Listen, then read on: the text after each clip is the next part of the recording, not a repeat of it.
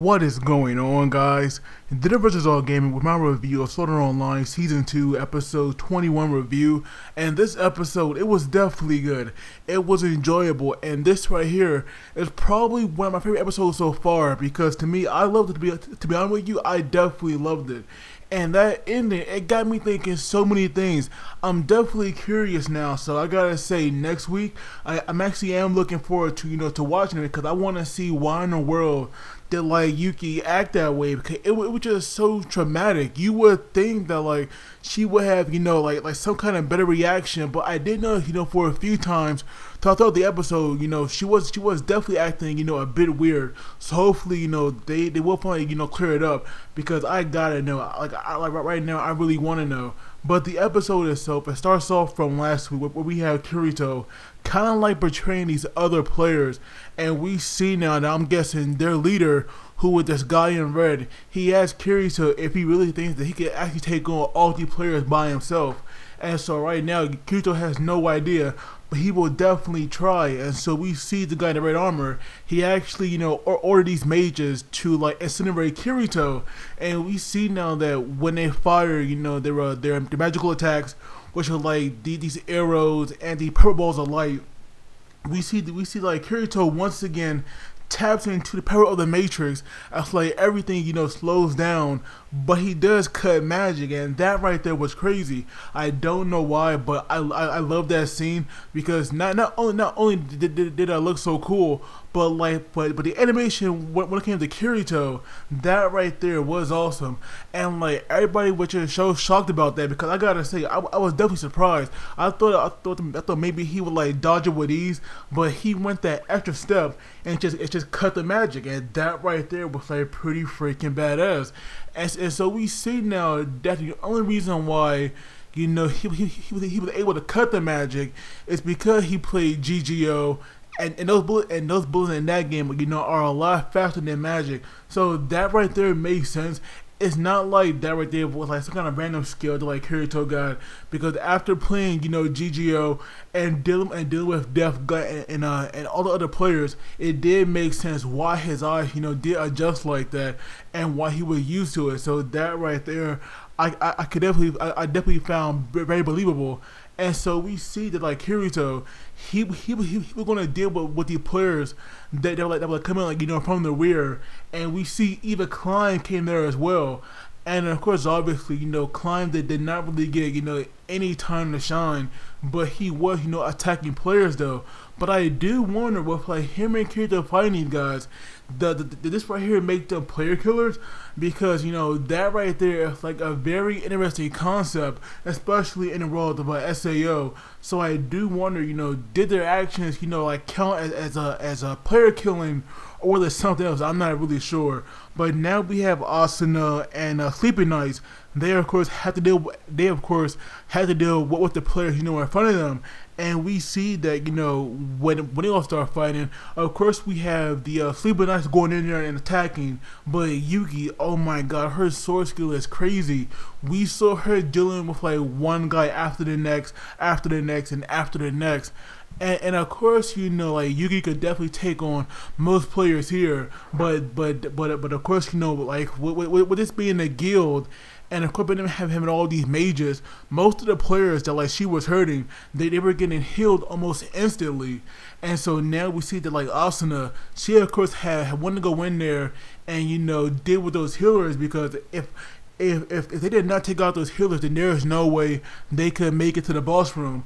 And so we see now that Lightning Flash Asuna definitely came back, because we saw her do these backflips as she moved back, and we see her charging in there. And her speed, it was definitely on point.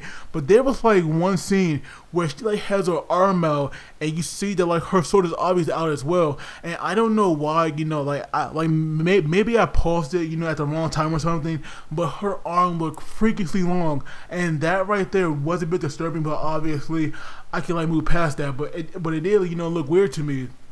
But we see now that like Yuuki, she was busy, fighting someone. But when Asuna, told her to dodge, Yuuki almost got hit as well. But at least she did dodge that.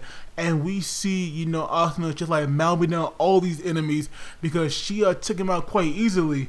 And we see now that even the big guy, Asuna pretty much took out in like one hit.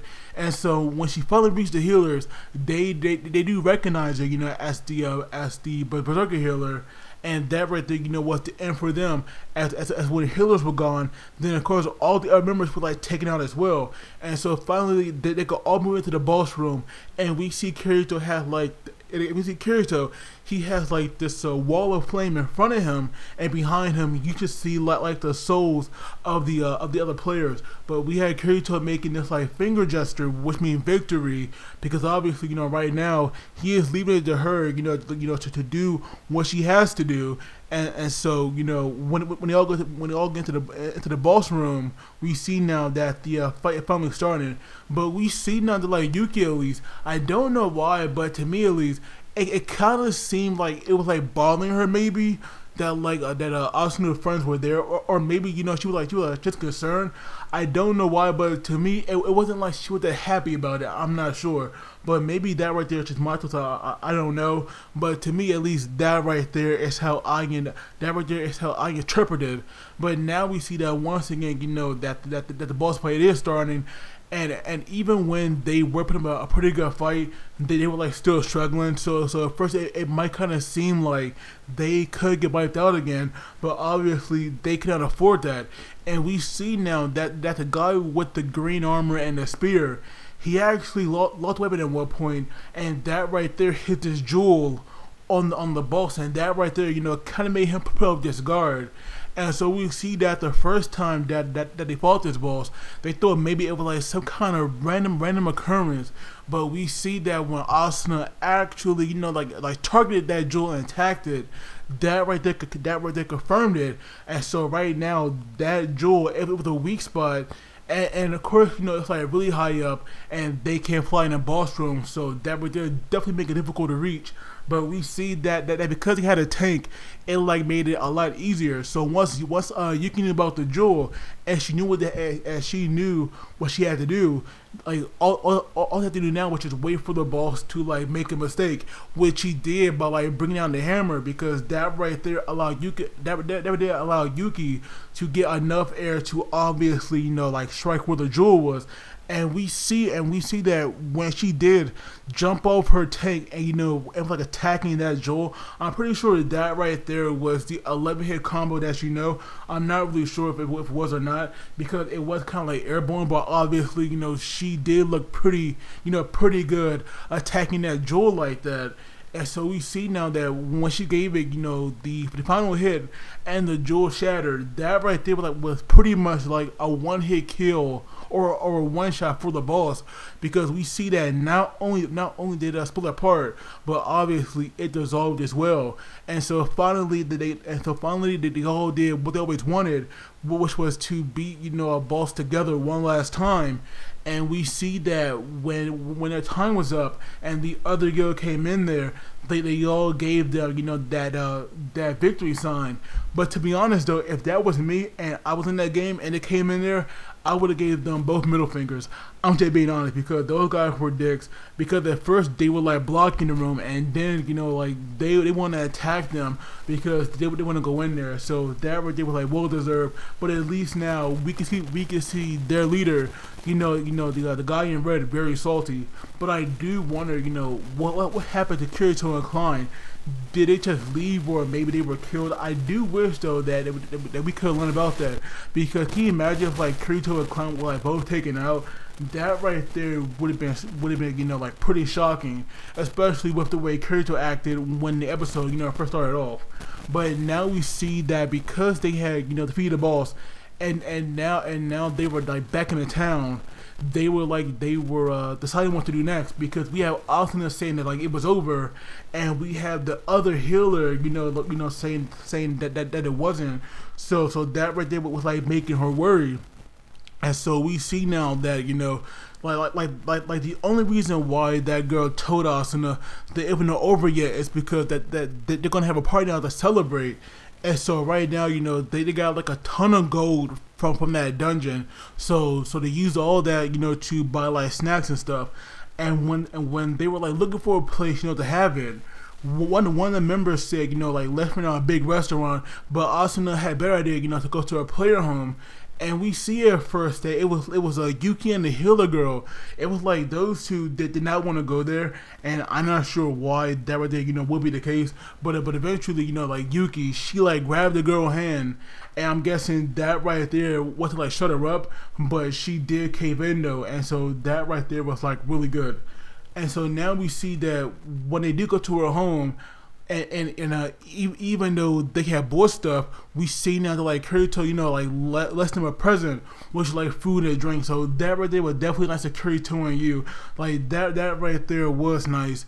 And so we see now, like they were partying and having a good time, but then it got pretty serious and like a bit depressing, like close to the end, because like even though now, their like contract is up and Asuna no longer have to party with them, she actually wants to join Sleep at Night. So like Sleep at Night, even though she knows that they are all going to disband in like a month or two. And so we see that like Yuuki, for some reason, like it had upset her so much that like Asuna had wanted to join, that Asuna, felt bad. And I definitely know that right there must have hurt Asuna, even though, she had a smile on her face and was like playing it off, because she even apologized, even though, she didn't have to. But I don't understand though, why in the world did Yuuki, act that way, but to like change the subject and to make things better, she had told them to go to that memorial because their name should be there.